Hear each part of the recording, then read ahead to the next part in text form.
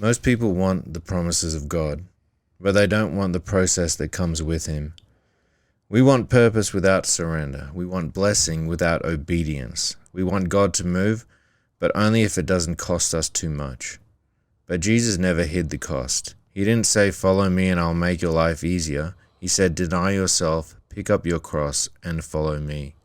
That's not self-improvement. That's self-death. Because the version of you that wants control, the version of you that chases comfort, the version of you that puts yourself first, that version can't follow Jesus. It has to die. Not once, daily. So the real question is, are you actually following Jesus or just trying to bring Him into the life you already want? Today, we're talking about what it actually means to die to yourself, pick up your cross, and follow Him. One Rep Max exists because men were not created to be passive, silent, or soft. We believe masculinity is disciplined, responsible, sacrificial. It's the willingness to carry the load when no one else wants to. Dig the trenches even though you're dead tired. Protect and provide for the ones that you love. We reject comfort as a goal and weakness as virtue. We believe men are called to lead their homes, master themselves, tell the truth and carry weight. This podcast is not for spectators, it's for men willing to train spiritually, physically, and morally until strength becomes instant. When pressure hits, when you're down and out, when you can't do it anymore, who you are shows up. This is your One Rep Max.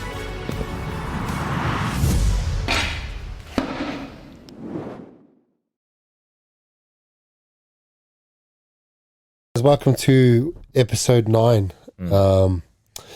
We got a pretty awesome topic today, which I'm excited to get into. But first, I want to just maybe speak about a couple of things, maybe something that's impacted you, maybe one positive thing that's happened in the past couple of weeks since we recorded last. Just, how's your last couple of weeks been? What's been happening? Yeah. Well, not a lot's been happening. Just work and life and stuff like that. Nina's started playing netball, so we've finally entered the weekend parenting sport kind of realm, I guess, phase of parenting. Yep. So she's doing really well. She's loving it. And Katie is the coach of her netball team too, so nice. That makes it pretty cool. And I've been to see all of her games so far, so she's loving it. And we went through like a whole array of sports and activities. We tried to get her into dancing and all these different types of things that she sort of didn't really take to. Like, she loved ballet movies, so we took her to ballet, and then she didn't really like that. And she really likes her two favorite sports now, netball and gymnastics. Nice. You can really see her body sort of developing in a strength with gymnastics as well, which is really cool. Yeah, that's cool. And then, hopefully that just transfers a bit more into netball. She's got a bit of a bowed kind of thing going on with her knees, so it's like her running style is a bit not as fluid, but she loves GK, which is, if you know netball, GK is goalkeeper. When I was first started dating Katie, or before we started dating, when we were friends, we had a group that was had a mixed netball team. Yeah.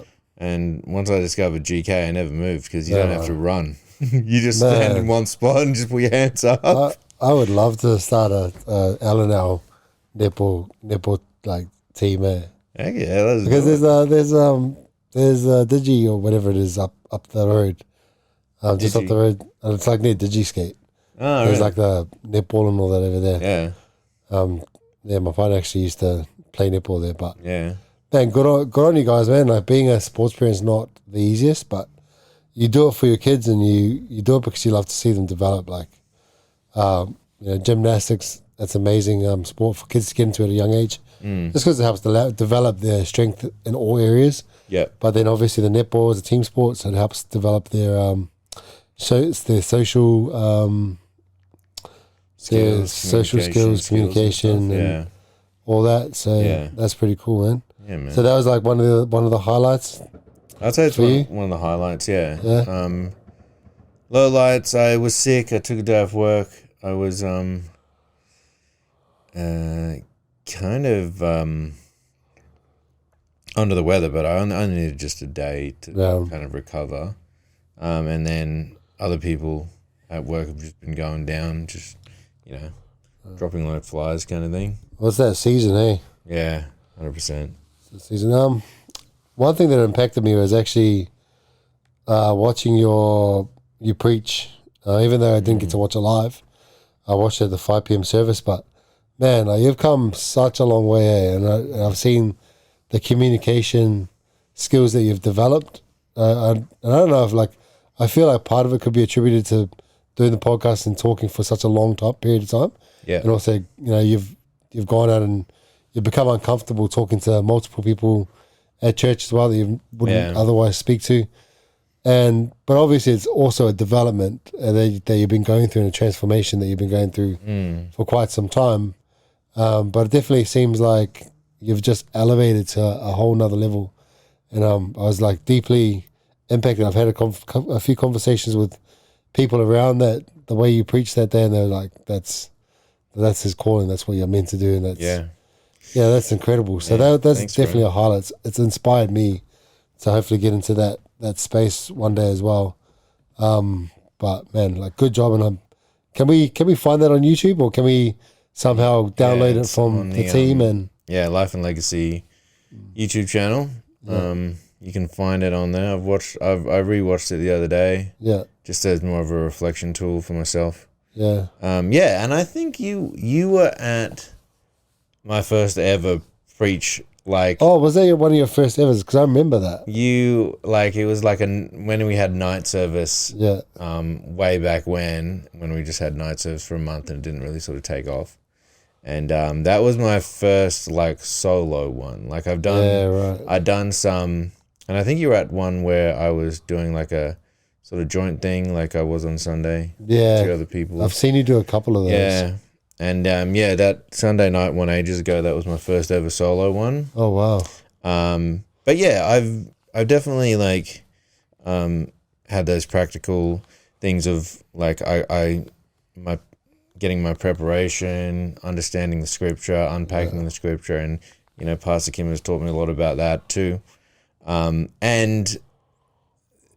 working on my voice, I used to just monotone, very conversational kind of thing. But now I'm trying to see Pastor Kim. He goes up an octave, or maybe not an octave, but he says that high register when he's preaching. So I was I was trying to do that with myself, and I notice it I do it when I'm teaching. When I'm teaching my class, I talk up here and I try to be engaging, and I'm the other day I was thinking why don't I just do this while when I'm preaching, it'll be more engaging. So that was that. And the other thing was just as you said, the podcast and being on this journey of developing myself through talking to people and things like that, and definitely sitting here and being able to talk continuously has really helped. But then there's also a spiritual aspect to it where I was more reliant on, I guess, the Holy Spirit, whereas before I used to, because I prepare quite extensively, but it would be all in my head, and when we're sitting here talking, we prep and stuff like that, but when we just we sit down and we just sort of go off the cuff, we know roughly the bare bones of what we're going to talk about. So I sort of applied that to the preaching, where I was instead of trying to have it, okay, now I've got to say this because this sentence will lead into my next point, and then I've got to say that. Yeah. And, it didn't come out exactly how I'd written it down, but I think I was more just okay, it's got to be God, your Holy Spirit's just got to help me bring this out. And if you're doing that, then it will impact people because it's, it's got your spirit behind it and your blessing and things like that. So, yeah, I'm happy to hear that that impacted you, and it was good. It was good. Yeah, not just me, quite a few people that I've spoken to as well. But I think you're right. Like when you're led by God, and you let it flow. I feel like that's when you reach that pinnacle point. Like you just can, and then it's just like you travel so much further with that. And I definitely could see the fire that you had, and I guess like the zeal, right? That you had that conviction when you're, and like I was watching it on the big screen, so I wasn't even watching it live. Yeah. And that still came through. Yeah, cool. Which was cool, because when I heard that we weren't going to get it live at the 5 p.m., I was like, oh man, this is gonna suck. Yeah. I don't want to go to church now. Like, Yeah. you know. Brendan messaged me and goes, surely you could come back and do it live. Yeah, right? surely, bro. But no, I was very, very impressed and inspired. Yeah, well, I actually wanted to be a preacher when I first got saved, kind of thing, and then I let go of that dream, like along the way. Just nothing really. Like, I think it was more like I wasn't like tending my own garden, so to speak. You know, I wasn't like deep in the word. I just thought, oh, I think God has called me to this and he'll make it happen. But I wasn't doing those things that I'm doing like these days, like constantly in the word and reading my Bible and making sure I'm praying and things like that. And I think that stagnation was, you know, I guess left me in one spot and not really growing, and then I sort of convinced myself, oh, well, no, maybe that's not really my calling. Yeah. So it took me a while to get back to that. Yeah. That's, like I would like to potentially do that, like preach one day, but for me, it's like, is that what I want to do? Is that what God wants me to do? Mm-hmm. Because, you know, I've been on this journey of just submitting to God. Like I've got all these grand ideas that I want to be able to accomplish, but at the end of the day, it's not really. I understand it's not me that's, you know, in charge of my life. You know, it's God. He's the one that has the plan. He's the one that guides everything, right? Yeah. And so I had this thought, and this probably what led into this subject of like dying to yourself. I had this thought about when I first got baptized, and thinking that all my problems were like going to be solved. Yeah. You know what I mean? Like I thought, oh, you know, I've given my life to Jesus to say that, you know, I'm like, he's washed me of my sins and all that, which is true. But that's where the journey began. Like it was, okay, you've taken the step and you've declared it publicly. Now you've got to do the work. I haven't done the work consistently until maybe a year ago I started actually getting into it. And then I sort of started to realize that it takes work to be a Christian. Like it's not easy. It's all about denying yourself of worldly things. Not just denying yourself of the flesh, but also the soul, the spirit. You know, and what I've found along that journey is that the more I am convicted that it's God's will, not mine, the more things tend to just happen a lot more smoothly, and also I live in a lot more peace. So it's a forever ending like practice. It's got to be a conscious choice every day to die to yourself. But you know, when we say what does it mean to die to yourself, to put it simply, it's when Jesus says, oh man, what am I doing? Yeah, most people think it means like trying harder, being more religious. And I think people think it does mean like deny like your sinful desires and lustful desires and things like that, and things that aren't aligning with like the word of God or the truth. And that's like, and like you said, that's where it starts. Like when you first come to Christ, you sort of like turn away from certain things, and that's part of denying yourself. But then like to take it a step further, it's like what you said, it's like, it's not just about turning away from sin. It's actually like submitting every part of your life to God's will. You know, even the parts that are good, like your job, your work, your family, all like submitting to saying what is your will for these things in my life? Like, what is your will for me to lead? Where am I going to take my family? What am I going to do as a profession, as a job? What's my purpose? And that's where like the next step is. So the first step, I would say, like, to denying yourself is definitely about like turning away from sin. But then there's another step to it that involves giving over everything, and that's a process. Yeah, for sure. And that comes back to the, what I said about wanting to potentially preach is like, I've got to give that to God if that's His will. People have said that I'll be good at it, which is great, but like I don't want to be good at it for the sake of just being good at something. I want to do it because it's my purpose, it's my calling. Yeah. If it isn't, then like it's not gonna be genuine. And I've gone through a bit of a phase where I've like watched a few different churches in America, like different preachers in America preach the word in different styles, and I've started to pick up on and it might be my own opinion, but certain preachers it seems like it's more ego driven rather than that's their purpose. That's what they're meant to be doing. It's like, no, they like, what I've seen some preachers do is do these like big flashy sermons or like pyrotechnic type things that's like getting away from the word. One thing I seen today, I can't remember who it was, but it was a recent one where like it must have been like a football analogy where the pastor got someone to set up a hike and he kicked the Bible. I was like, that doesn't seem Christian at all, bro. Kick the Bible. Like he kicked the Bible like as if it was a football to kick it to a goalpost.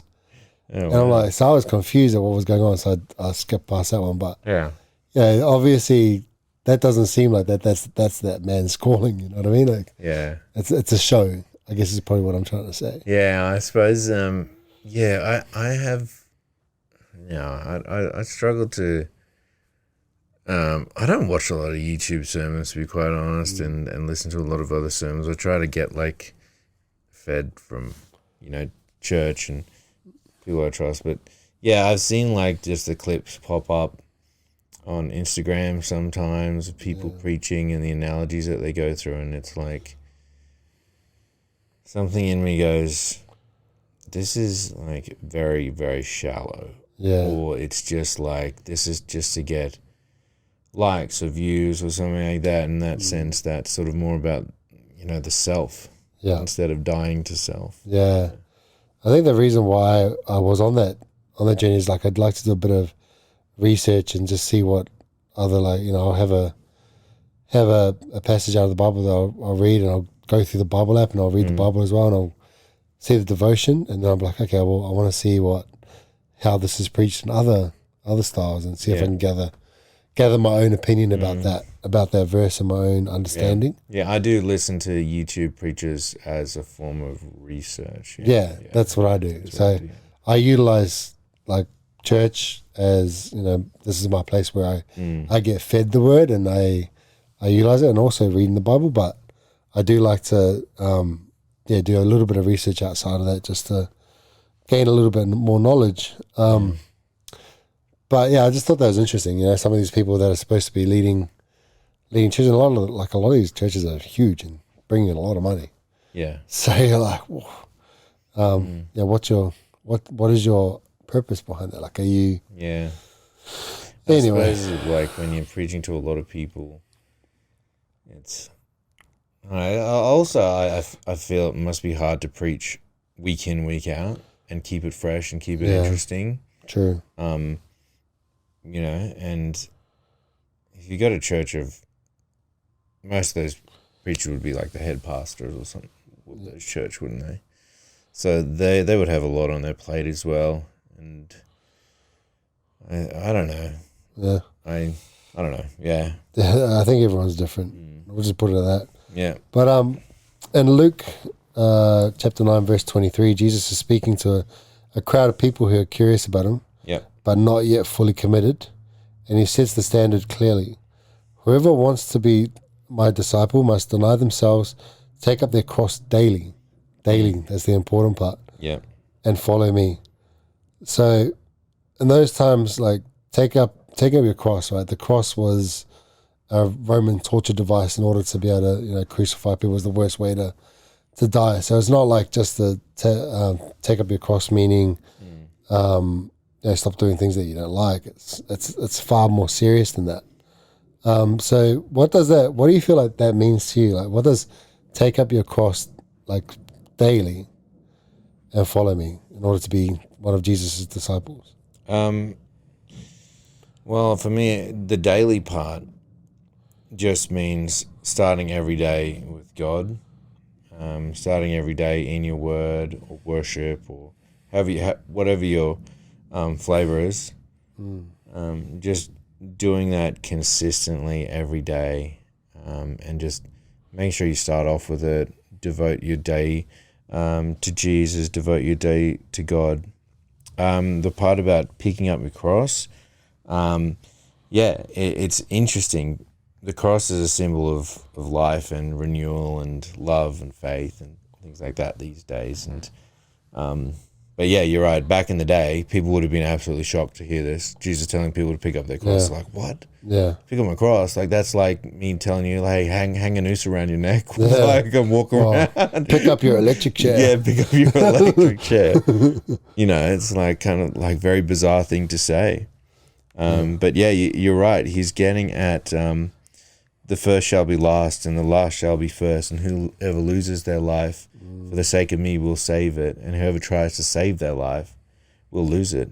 Because and it's so relevant even like 2,000 years later, because there's such a push of and a celebration of prioritizing yourself, and this is my truth, and this is my identity, and I've got to find strength, the inner strength to combat this challenge and go through this trial.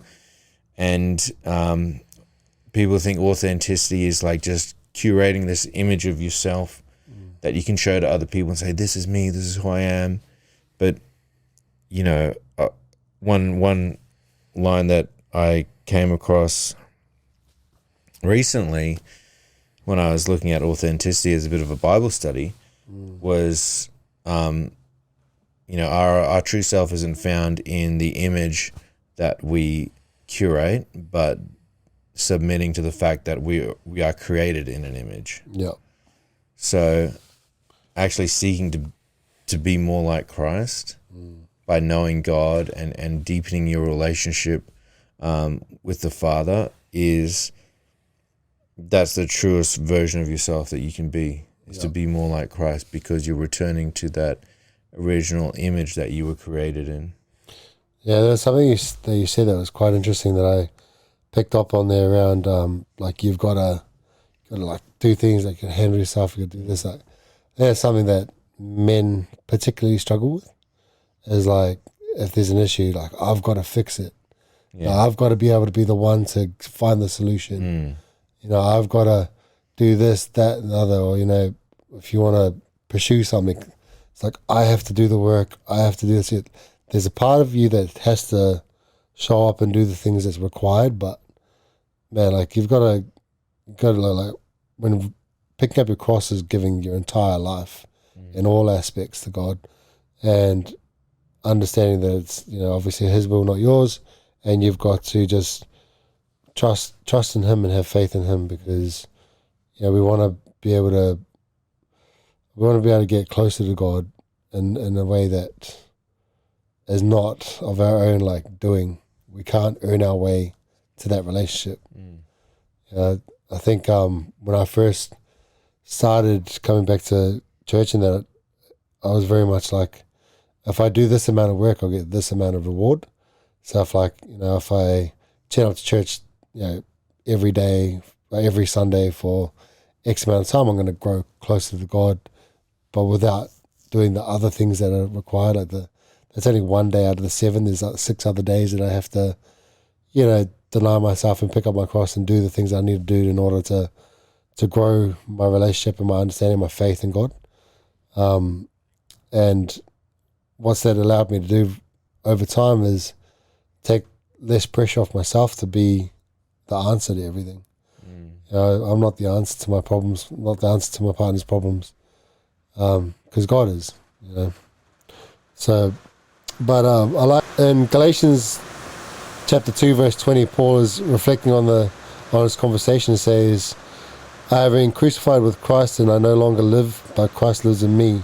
It's sort of what we're saying is that, when you choose to follow Jesus, like you're accepting him into your life to become, obviously in you, and everything you do is an expression of him, and and that's the way it should be. Paul isn't saying he stopped existing. He's saying his old identity is no longer the ruler of his life. The life he now lives is directly by Christ within him. So the old self, pride, ego, self-rule is no longer meant to be in control. So here's the tension. So where are you still trying to stay in control? Yeah, heaps of places. I think that's why it's a daily thing, isn't it? Yeah. You can't just think, you get to a point where definitely through struggle and through trial, you're like, I've got nothing else. I've got to give this over to you, God, and things like that. But you can't just be waiting for those times to happen, or you at least got to think of those times as okay, that's a wake-up call, and that's a message to me that I can't just give these things over to God in the trials. I have to do it daily, and even in the good times. And I think that for definitely me, a couple of things like my marriage, my future, like what the future holds, trying to get that plan and see what's happening for me, and finances as well. Those are just a few of the things that I was just spitballing earlier when I was thinking about it. Those are things that, I try to control. And I suppose it's one of those things where there are things that you can do and you should be doing. Like you should be working on your marriage. You should be working on, you should have a plan. You should have a budget kind of thing. But then there's also things that you have to accept that are out of your control, and that things could go wrong. Yep. Things could happen with your budget. Something could happen with your future. It might not go as to plan. Your marriage, something might happen. Something might pop up that creates a real rift, and you have to. In those times, you have to be able to let go and just say, God, I know you're with me in this. I know that you're with me in my marriage. I know that you're with me in my plan for my future. You have a plan for my future, and I know you're, you're with me in my finances. Like I've been faithful in giving and sacrificing and things like that. So yeah, does that make sense? Yeah, right. I think a big one for me is I try and control my future. Or at least I used to try and control my future a lot, and have these grand ideas and plans, and get disappointed if I don't reach that pinnacle where I feel like that's the thing. That's what I wanted. But then the more I grow in my faith and the older I get, I'm just like, man, the future isn't really within my control. I can have daily disciplines that are going to help create an outcome, but really if I'm focusing too much on the future, I'm missing out on what's happening right now. Yeah, I'm missing out on the amazing aspects of life. I don't know if I want to be on my deathbed and still thinking my entire life I spent chasing something. My entire life I spent just think of what I want to become or what I want to attain in the future, and missed out on so many important things along the journey. So yeah, I've just really focused on being present for me and trying to stay away from overthinking what's going to happen in my future and just trusting it's God's plan, but having my daily disciplines like we always talk about. And a big part of that is really just understanding, getting a good grasp on the word and understanding how that applies in my life and understanding my relationship with God. And the minute I start to really be more present and give up all that anxiety around what's happening in the future, I feel so much more light, so much more at ease and at peace, that's the type of life I want to live. Yeah. Like, I want to be that.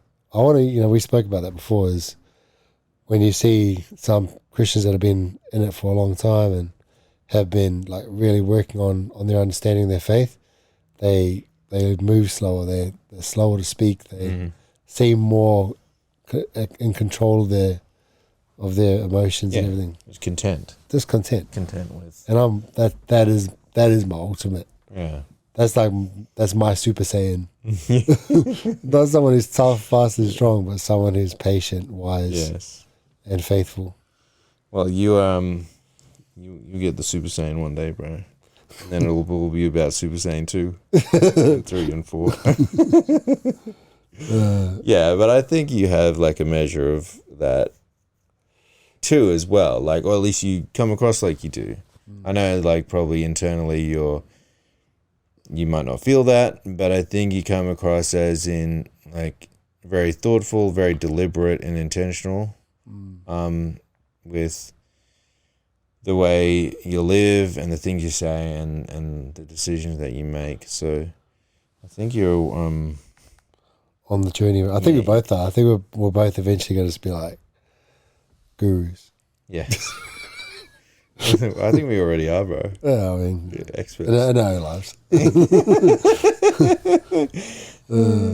Well, what is your cross, bro? Give me an example of what is your cross? What is my cross? I think, that's a hard one to answer. What exactly is my cross? Maybe like one example of something that has been before becoming a Christian. What is like something that you would absolutely be convicted of, that you like identified yourself with, you must have, or like, I think an example for me would have been like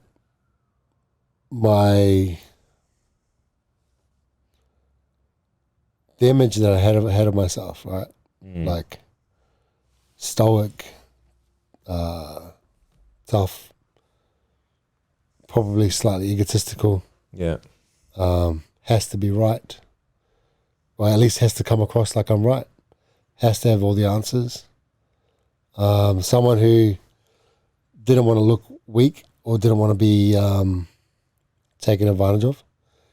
So a lot of what my cross was probably how others saw me, and the need to control the narrative of the image that people perceived of me. And so I had to really kill that and kill that part of me that probably felt the need for external validation, and understanding that, man, like, God created me for a reason, so like I'm good enough as He created me. That's probably one part of it, and also understanding that not everyone is going to resonate with the type of person I am as well. So yeah, that'd be an example of like what a major part of what I was carrying into becoming a Christian. Do you have something? Do you have a sort of like? Does that help clarify that? Yeah, I think so. I'm just trying to think about it now because when I was struggling with this, because I just feel like at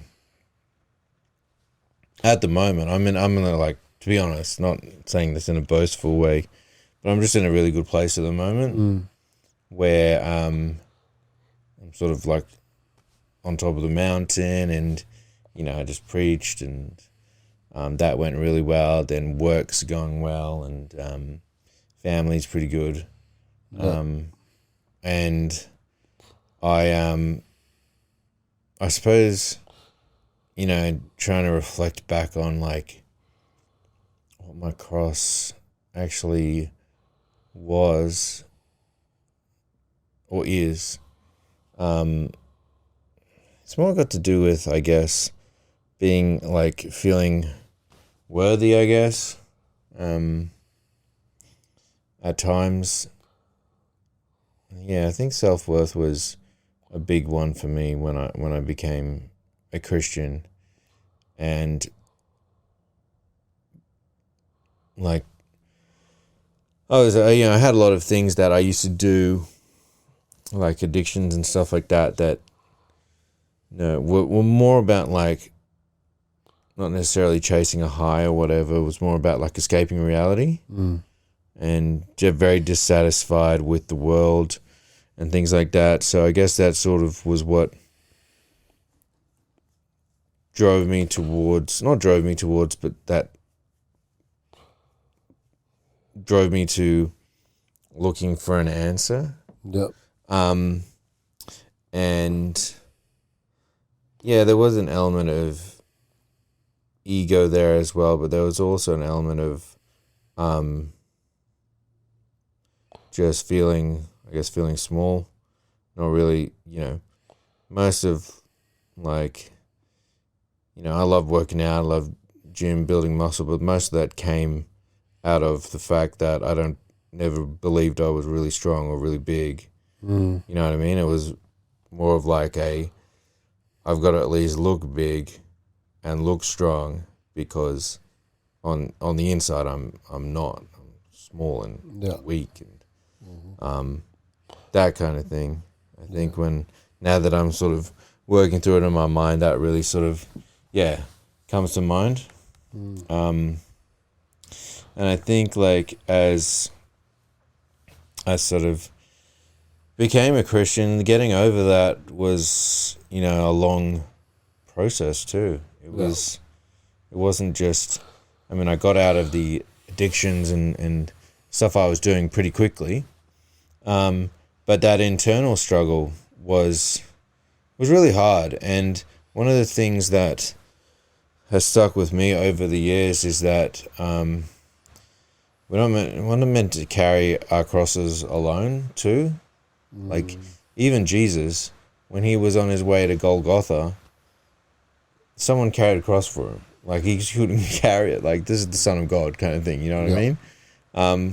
And yeah, having the right people around you and being able to shoulder each other's burdens and carry someone else's cross when they can't carry it for themselves is huge. Yeah. And that's why I think, like you were saying before, men just want to solve all the problems themselves. They don't want to ask for help. They just want to be, they're just like, I need to solve this. I need to find a solution to this without someone's help. So, whatever they can prove to themselves or people around them. And I just think we need to push men more towards each other. Yeah. And just being with each other and shouldering each other's burdens and getting each other through, because it's hard, man. Life's not easy. Yeah. There's a bit to unpack there, and I think one thing I resonated with was when you said about like the reason why, you say you love trading and stuff now, but there was a reason why you started, and I think that's pretty common with most people. Like, I've heard a similar story from a lot of bodybuilders who say that they were picked on when they were young for being like scrawny and whatever, and they they felt so small and they felt unworthy. So in order to combat that, they would build a lot of muscle and get bigger, and that would ultimately become like a barrier or a wall to protect themselves with. Because we, as macho as like most of us men can be, like we're really just, a lot of us are broken. Not to say that we're all depressed or we're all whatever, but when you see a man that whether they've got a lot of tattoos or like tattoos all over their face, and not cultural tattoos, but like you see prison-like tattoos or shaved head, or they're looking a certain way in order to maybe come across a bit intimidating, chances are there's probably quite a bit of unresolved trauma behind that, or maybe issues. It might not even go as far as like trauma from like a psychological standpoint, but there's some hurt there that they're trying to mask. They're trying to hide from the world, and it makes us do some pretty crazy things. Like I got into strongman because it made me feel good, but it also made me feel like it really quietened the noise in my head, the lack of self-worth, all that stuff, and it kind of gave me a direction to point all this energy at, and all this built up really crappy feeling. But where that actually started, where I found that strongman and even CrossFit and even just working out in the gym and playing rugby league, like where I felt the best was in the moments where I was doing it with other people. Like you were saying, we've got to carry our cross with others. So when I was in like training with, whether it was like some other really strong guys at the gym for strongman, or in the group classes, like with the CrossFit setting, you'd always do it in a group. Or in a team, like you all have that same direction and same purpose, but you're able to lean on each other through shared experiences, and then that starts to feel really good, and then you start to get addicted to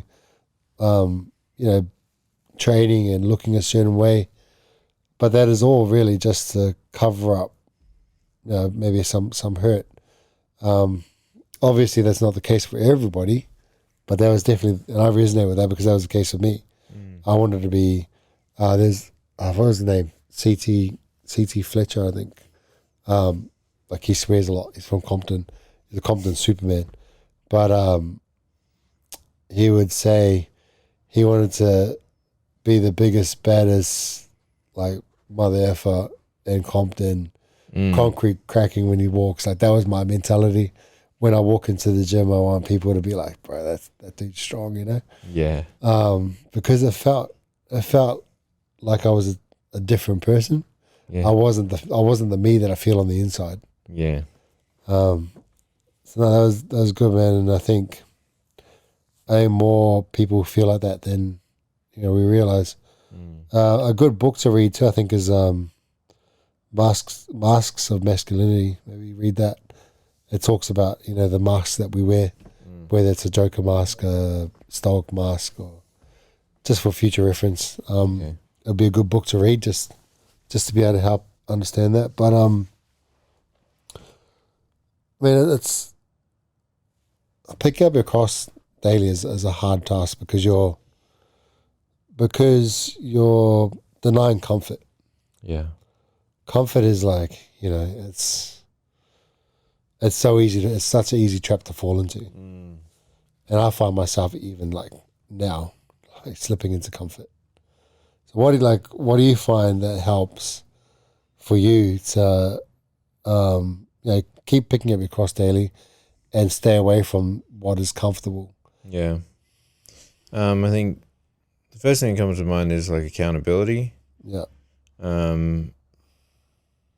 Having that person who you have a good relationship with that can ask you pretty much anything, and you can be truthful with. And I used to I used to do this when I like had something to confess. When I was like a younger Christian, I used to make a lot of mistakes, like big mistakes. Yeah. And I always used to think, who is the one person who I do not want to find out about this? Ooh. And who I would be most embarrassed or most like sad that they would be disappointed in this. That's the person who I need to go to confess this to. That made me feel yuck. I know, that's how I used to think, and I'm like, that's what I need to do. Yeah, and I had to like sort of bite that bullet like a few times really, and it was really tough. But I look back at those things and just like, that was part of my process. That was part of growing. That was part of being the person who I am today. And some of those people are still around, and they like, well, one of them is Pastor Melvin, because he was my pastor for many, many years. And he comes up to me like after he sees me preaching these days, and he's in tears. He's like, because he sees the journey I've been on and all the times I've fallen and gotten back up and stuff like that. And then he sees like, obviously me with my family these days, and the preaching and ministering and stepping up in leadership. And he's pulled me aside like after church a couple of times after I've preached, and just in like tears of like basically tears of joy. So that's really cool to see. But I suppose going back to your original question about comfort, Accountability was a good one. Accountability. Well, we can get on to that. Do you have anything to add to that? Well, one thing, Pastor Melvin did tell me that you were going to be, this is quite recent too, he's like, I was going to be someone who impacts so many people through preaching, through whatever he does. He's just like, I just know it, and I've always known it. And you're on that path, like clearly. Yeah. And I'm honored to be like riding alongside, and I kind of see it like I'm like mentoring off of you, because I don't know, like I'm still on that journey of figuring out what this means for me. By being able to watch you do it and being able to talk to you about it, and utilizing you as my accountability partner in my faith journey is valuable. So it's been really good to grow alongside you, because I see the growth in you when I'm like, okay, that I know what's possible, which is cool. And when you're talking about like accountability and just the fact that you would make yourself uncomfortable that way and say that, talk to the person that you respect the most about. That's not something I used to do when I was younger. I was always like hiding. I'd lie about a lot of things just to get away with it. I would, I would just take the people that I respected the most for granted, and I felt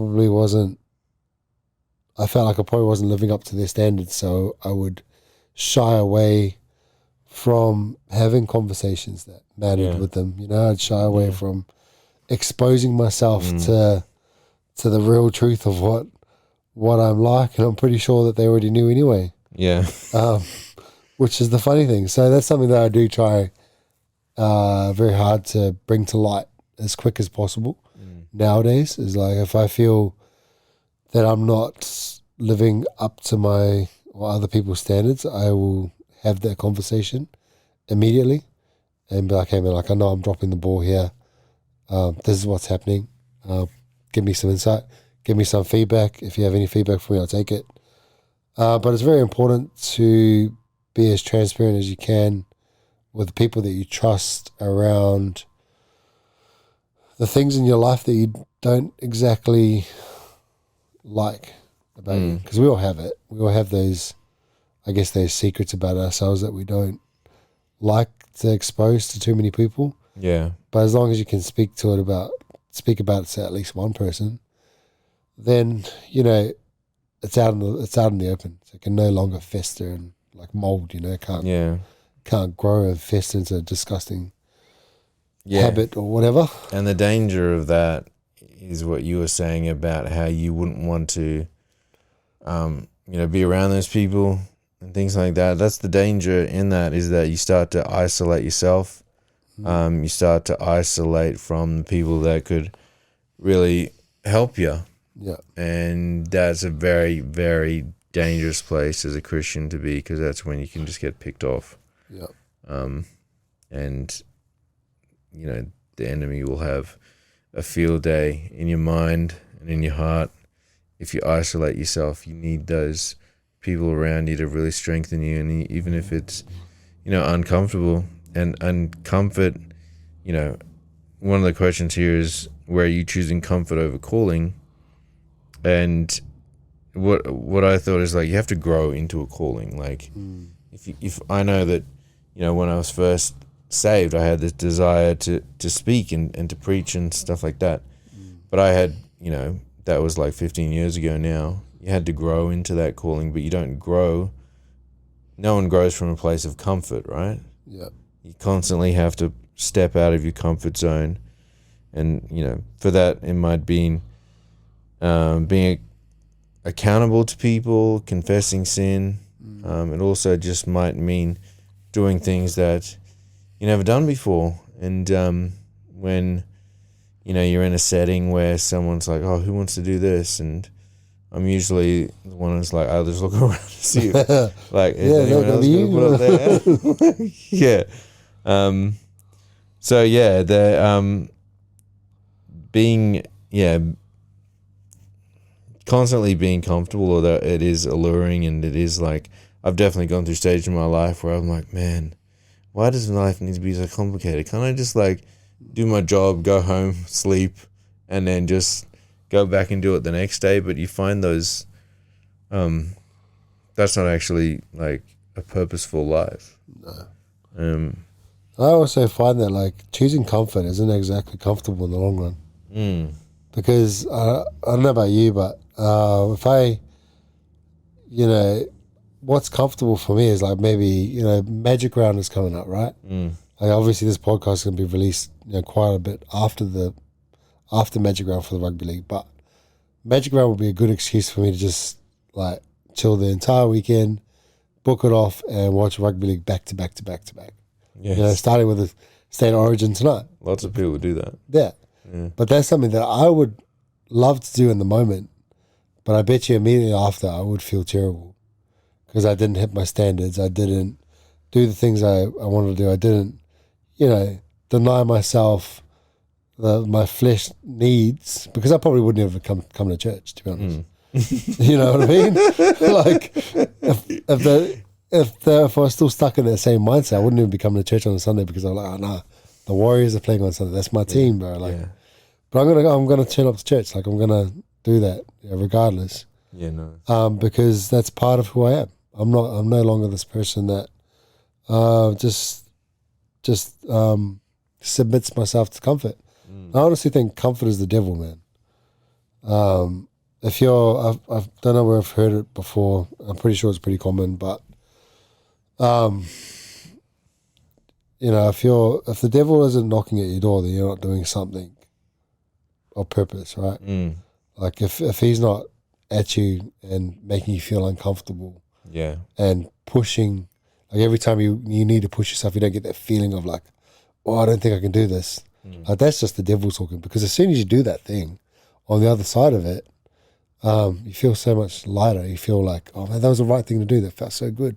Yeah. But the devil was actually there right before that breakthrough of like, nah, don't do this, bro. It's like not worth it. Just stay home. Watch the game. What's the worst that can happen? The worst that can happen, bro, is like you're stuck where you were, and you don't grow as a person. You don't grow closer to God. You don't see the fruit on the other side of that. Yeah, it's definitely what the devil wants. Yeah. Yeah. And this just reminded me, last year around, I've been like the men's leader or the men's pastor for quite some time. And, but, I always told myself, oh, my life's really busy and things like that. And, was running men's groups and things like that, but never really sort of took about the reins kind of thing until probably like maybe like a year or like maybe a year and a half ago. And it was around that time that I hadn't seen you for quite some time. I think because of the stuff that you were going through with your son and stuff like that, unborn. And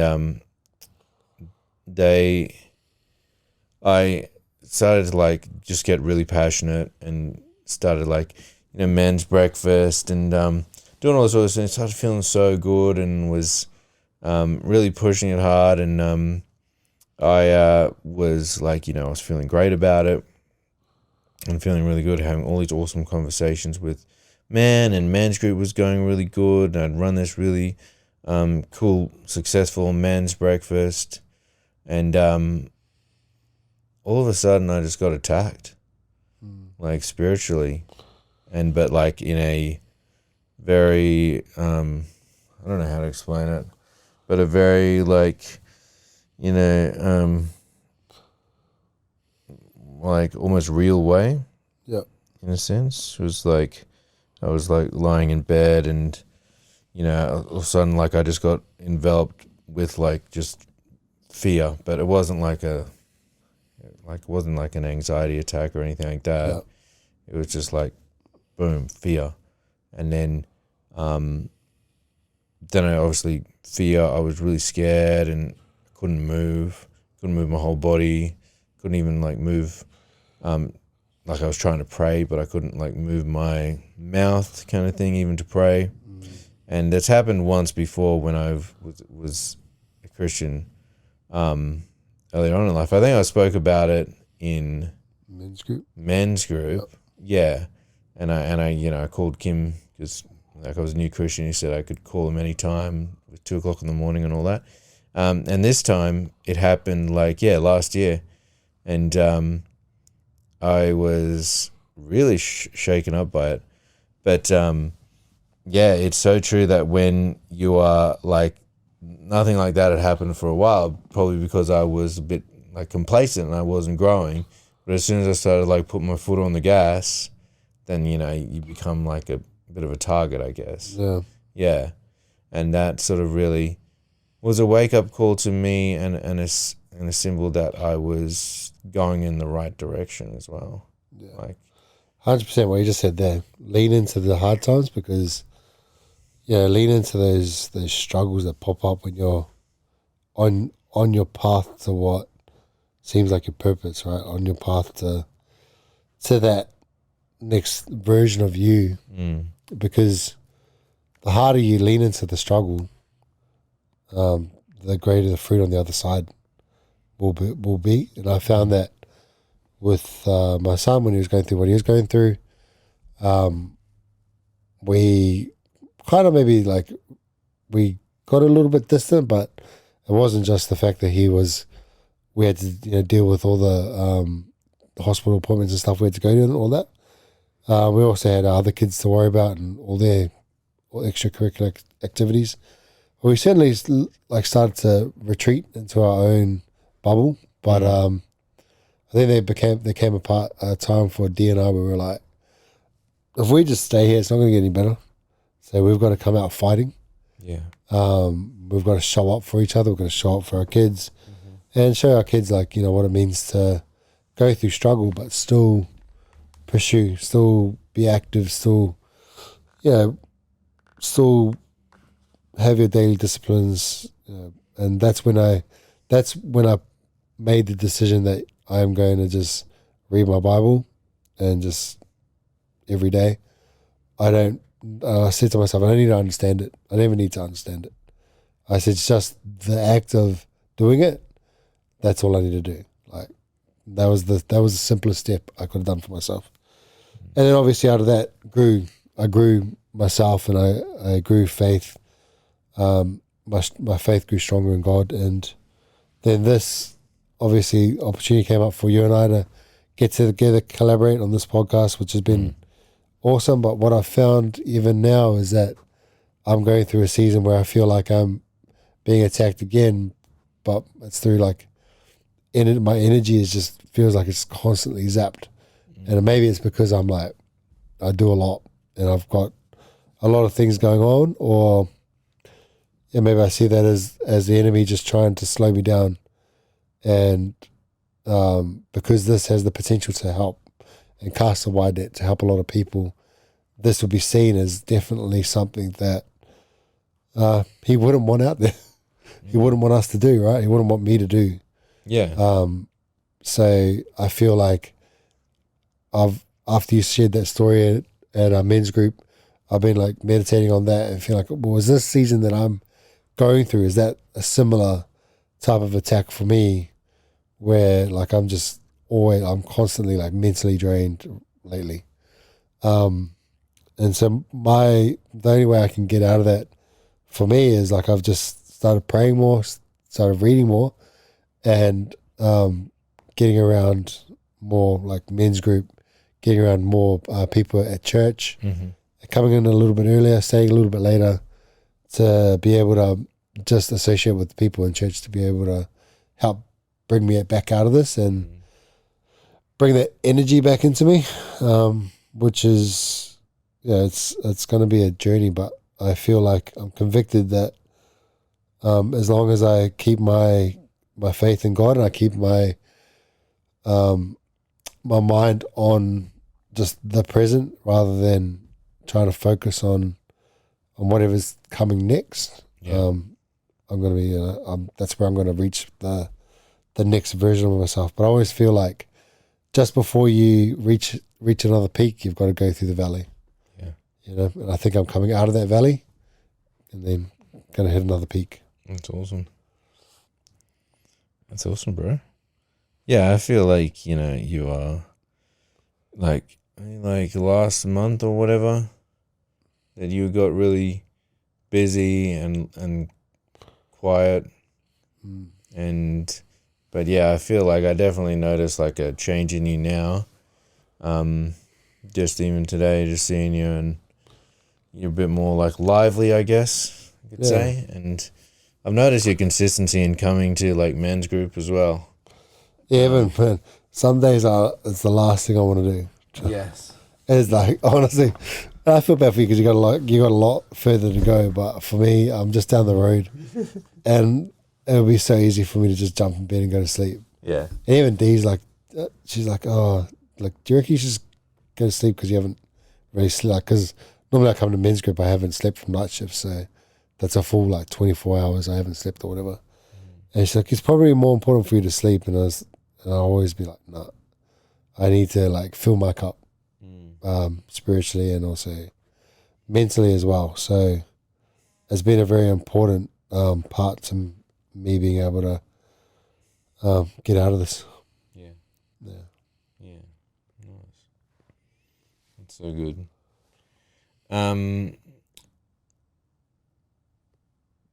So we talked about what is your cross. Do you think I think we've covered that quite nicely. Yeah. What happens when you die to yourself? Maybe just touch on that. Well, yeah, let's talk about that. What happens when you die to yourself? Because you spoke about, you're in this season where everything feels like it's going right. You're having a lot of wins. You're at the mountaintop, but there was obviously a time where you'll still be dying to yourself. Like, of course, that's a daily thing. But there would have been periods of time where that was probably more of a conscious effort, where you've had to learn and build these habits. Yeah. And out of that has come this season of growth for you. So, when you die to yourself, like what does that look like, and what actually happens for you? So I'll start off with, I guess, what it actually looks like and some, I guess, key moments. So obviously we've been going really hard on our Bible. Well, all of us have been going really hard on like our Bible habits and doing the daily devotions, the daily prayer, and really sort of being intentional with devoting the time, and even praying with my little daughters is one of my habits, which I get a lot out of doing that, even though they're very simple prayers because they're just little kids. And one of the other things is that I used to, in church when the preacher or whoever's doing some of the speaking goes up the front during the worship, and there's that highly emotional driven kind of stuff at the end of worship, and they say something like,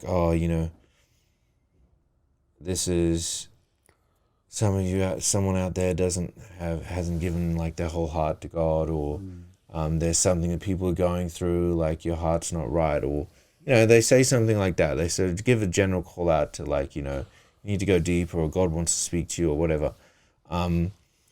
I always used to just not really ignore that, but I used to hear it and be like, that sounds like it's for a new Christian or an immature Christian. I'm a mature Christian, so I'm just going to like stand here and I might look around and see if anyone's really interpreting that. But, I can't remember exactly what it was Kim said on Sunday when he was up the front, but, something like, you got to search your heart and something like that. And it just really hit me. And it was just that humility that I'm still in a process. I'm not the perfect Christian. I've been a Christian for a while, but I'm still like, my heart is still, not like that process is not complete. And when he says stuff like that, I can't just rest on my laurels and be complacent and think, I know, I read my Bible every day, it's all good. I still got to come to that place of humility and saying, yes, I still have a long way to go, and I've got a lot to learn and a lot of growth to do, and that doesn't come from just being intellectually like understanding the Bible. It comes from being spiritually humble before God and in His presence as well. So I think that's a big part for me, of dying to self. Letting God fill your heart, not just your mind. Yeah. I resonate with that a lot. It's one thing to intellectually understand the Bible, but it's the other thing that you're missing the point if it's just about the logical understanding of the Bible. Because you've got to let God fill your heart. You've got to let Him. You got to let Him be in you in order to be, I think, truly at one with God. I had a similar experience to you on Sunday as well.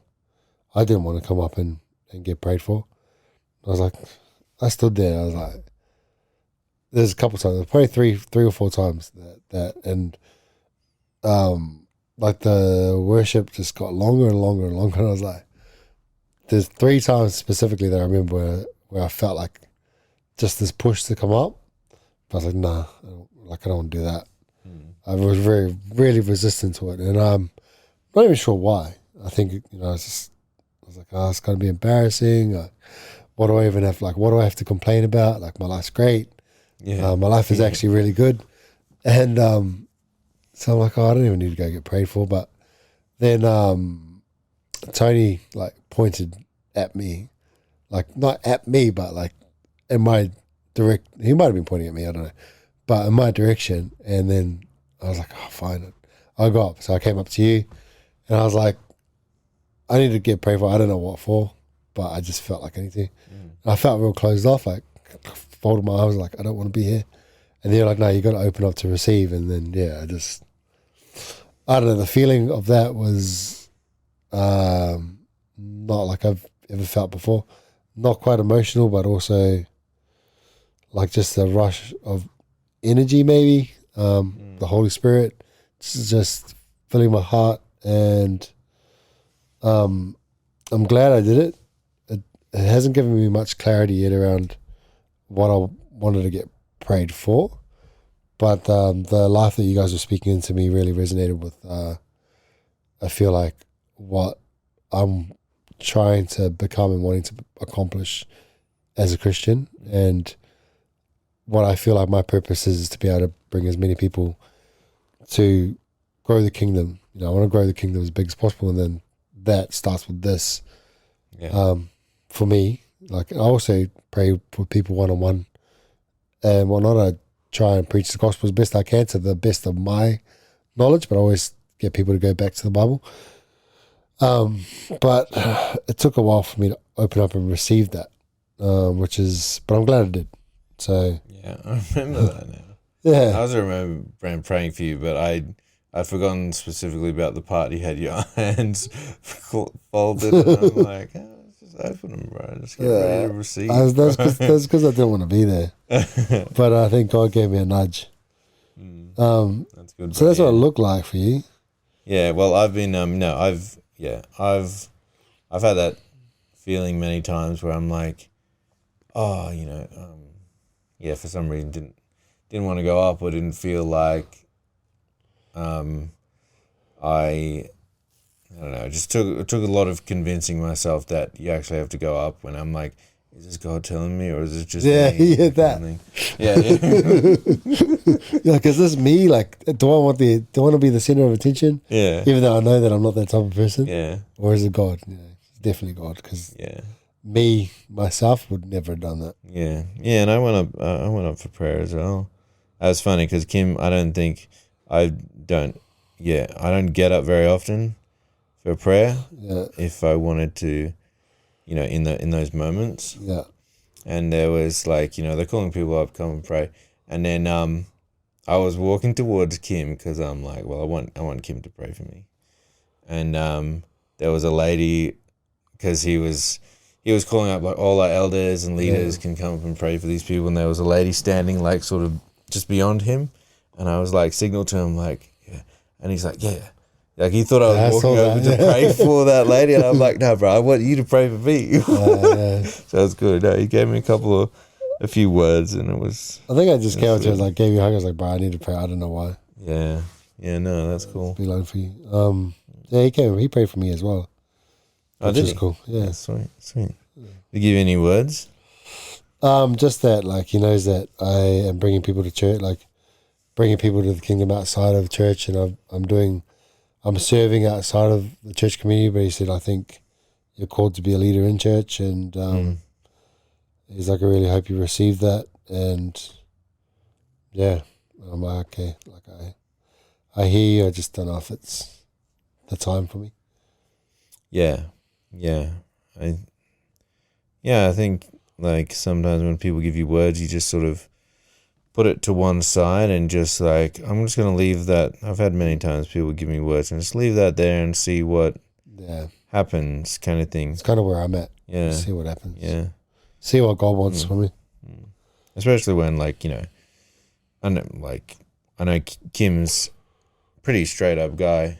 Yeah. But then, part of your mind would probably be like, okay, the pastor of the church is telling me that, I got to do more, like do something for the church kind of thing. Like that's where like sometimes my mind goes when like, if like someone else that wasn't even part of the church gave you that word, it'd be like, oh, kind of thing. Yeah. But, there is that human element of like, do you know what I mean? Yeah, that's interesting. I don't really think, like, I get where you're coming from, where you feel like there is this kind of underlying expectation that you serve in church. It says in the Bible you got to be serving, right? But I didn't see it that way when you said it, because I've heard him say that, like I've got a calling to be able to speak and preach and all that. Yeah. Like I sort of saw more of him saying, maybe it's time to step into your calling a bit more. Yeah. But I don't want to. I'm very cautious of it being of my own want rather than God. Yeah. Like I want God. I want the answer from Him to be like, bro, like this is what I want you to do, and I don't know how to get that. Like I don't know how to get that direct message of this is what you're called to do. Yeah. So I'm just going to leave it. Yeah. I mean, I've had many words which I've just left to the side and just like, thought is there a human like element to that word, or is that direct from God kind of thing? Yeah. Which is what I was sort of getting at when I said, it's like Right. the pastor of the church is telling you to, be more involved in the church. You know what I mean? Like, I got that point.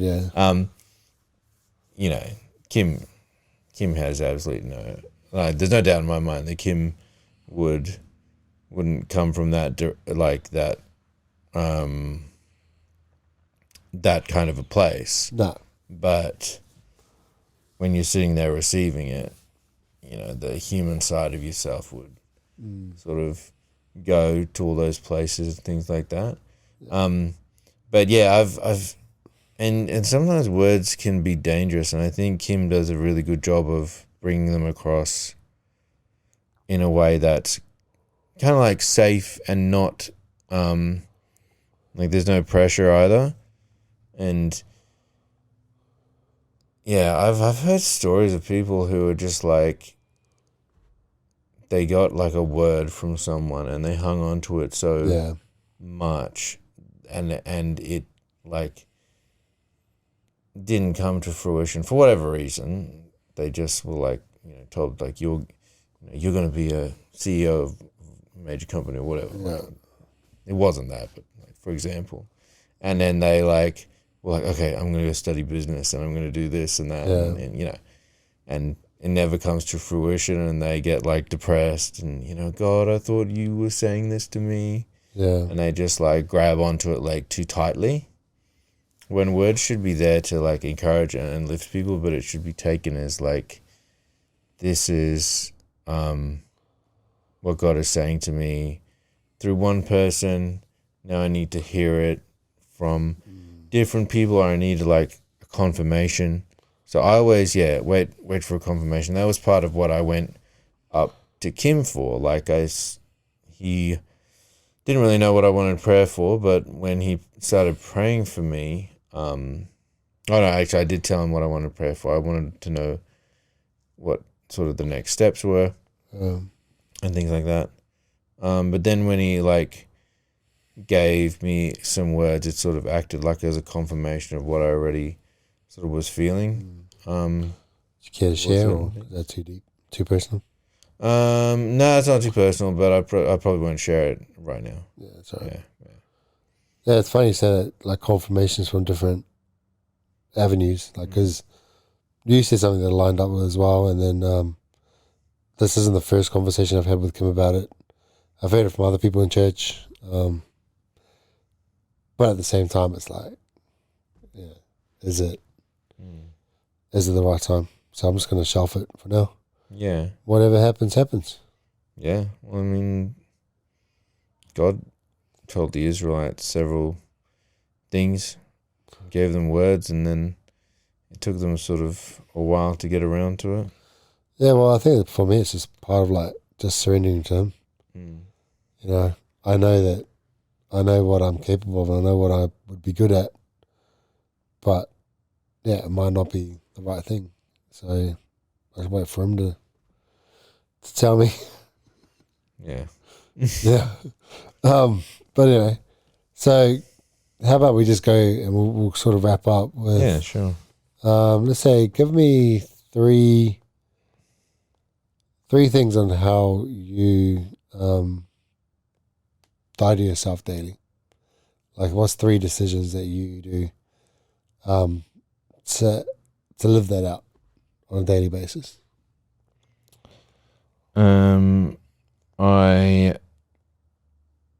Three decisions that I make on a daily basis. So I 3 read decisions or 3 acts or whatever. 3 decisions or 3 acts. Okay, so I read my word daily. Yep. I pray, and I look for things to be grateful for. Yep. Can be more than 3 if you want. Or at least one thing to be grateful for. And I think I'll leave it at that. Yeah. Yeah, it's kind of similar to me, but I think my biggest one is every morning when I pray, I always start and finish my prayer with, like, I want to live out your will, not mine. Like, it's constantly reaffirming that I want to live by God's will, not mine. So that's like my conscious decision every single day, and speaking it out loud that this is my intention, this is how I want to live. I want to live through you, not through me, not through my own lens. The second one would be, like gratitude. So, and that's not just one act of gratitude in that moment. It's being grateful and saying that I'm grateful, like multiple times throughout the day, and being thankful constantly, and just being like, without you, God, like this wouldn't exist. Like, without you, I wouldn't be able to have this or accomplish this. And anytime I feel a sense of accomplishment, or I feel happy about something that I might have done or my kids might have done, I always remind myself, like, man, I always say, man, thanks God for putting this into my child's heart so that they're able to accomplish this. Or so that's huge for me, is being really thankful for literally everything. And the third thing for me would be consciously denying myself of like those sinful habits that I once did. Like, whether it was, like I told you the other day, I had stopped doing something for like 85 days. I think 85 days. So that was a bad habit I had, which I won't discuss exactly what it was, but it was something that I'd struggled with, and practicing to deny myself that, although even though it was like, from a medical point of view, it was accepted and given, I made a conscious decision to live without it. And that is something that I do daily. But also before that, it was other habits, whether it was like pornography at one point, where I now am consciously just being like, no, like denying myself that. But that's been a while now, so yeah, there's a multitude of things, but definitely denying myself, and also just opening myself up to receive. Yeah.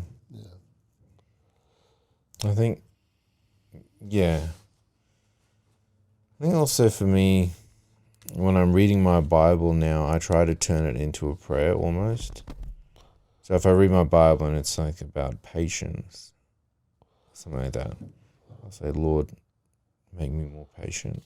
And things like that. And I think just the heart of wanting to be more like Jesus and less like the world, or less like yourself. That's the whole point, right? Yeah. That dying to yourself is wanting to be more like Jesus. That is literally it. Yeah, 100%. And denying the worldly things, and being not like denying yourself of the worldly mentality, and picking up your cross just as he did. Yeah. I think I've heard before, like, when I eventually go to heaven, I want to be received, and be received in a way where I'm not congratulated, but like I'm told that you did the right thing. Like you didn't just like accept Jesus Christ as your Lord and Savior. You didn't just do that. Like, you actually went and you practiced what it meant to be Christian. You picked up your cross daily. You were a good example of what a Christian should be. And like, I'm not saying that I'm going to be perfect. I'm never going to be perfect. But I think, when you get to those final days at the end of your life, and you can look back and you're like, you know what, I actually did my best at denying myself and just letting God be the focus of my entire life, every aspect. That would be like the ultimate finish. Yes. That'd be Super Saiyan level 12.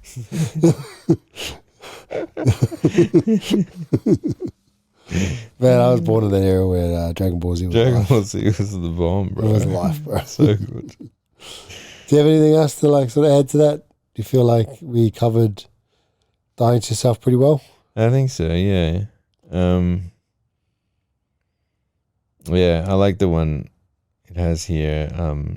Has an example of one of the things: just stay accountable, don't fight in isolation, don't fight alone. You're not in this fight alone. Just stay connected to your brothers and your sisters in Christ, and lean on them. Yeah. Ask Also, for prayer. be that for someone else as well. Be available for someone else that's may need you in a time of struggle. Yeah. Because I'm not very good at asking or talking to someone like, hey, I need help with this, or I'm struggling with this. But I'm very good at being available for others. So yeah, it's good. All right, we'll wrap up. Let's go. In Matthew chapter 16, verse 25, he says, whoever tries to save their life will lose it, but whoever loses their life for his sake will find it. In context, he's telling his disciples that self-preservation leads to spiritual loss, but surrender leads to real life. So the final question is simple. What is one thing you need to lay down? Your comfort? Your control? Your pride? Your plan? Whatever it is, lay it down. Pick up your cross and follow him, because that's where the real life begins. That is where you'll find your 1 rep max.